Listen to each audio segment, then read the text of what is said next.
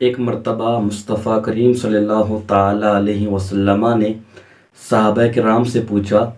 کہ اے میرے صحابہ، جانتے ہو کہ میری امت میں مفلس کون ہے؟ تو صحابہ نے عرض کی یا رسول اللہ، ہم صرف اتنا جانتے ہیں کہ مفلس وہ ہوتا ہے کہ جس کے پاس روپیہ پیسہ اور مال و متاع نہ ہو۔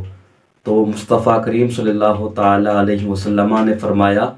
کہ اے میرے صحابہ، نہ بلکہ میری امت میں مفلس وہ شخص ہے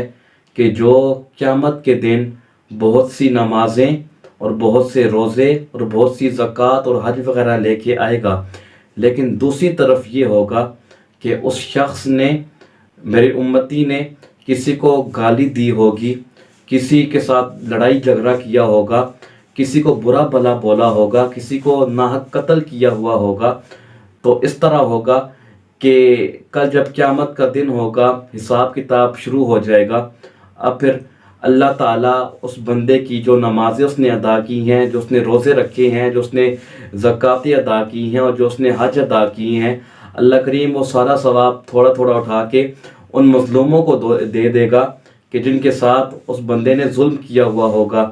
کسی کو اس نے گالی دی ہے تو اللہ کریم اس کی نیکی اٹھا کے اس بندے کو دے دے گا۔ اگر کسی کے ساتھ اس نے لڑائی جھگڑا کیا ہے تو اللہ کریم اس کی نیکی اٹھا کے پھر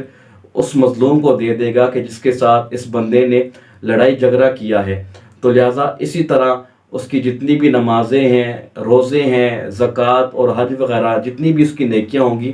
وہ ساری ختم ہو جائیں گی۔ اور پھر جب حقوق کی بات آئے گی تو اللہ کریم فرمائے گا کہ اے میرے فرشتوں، چلو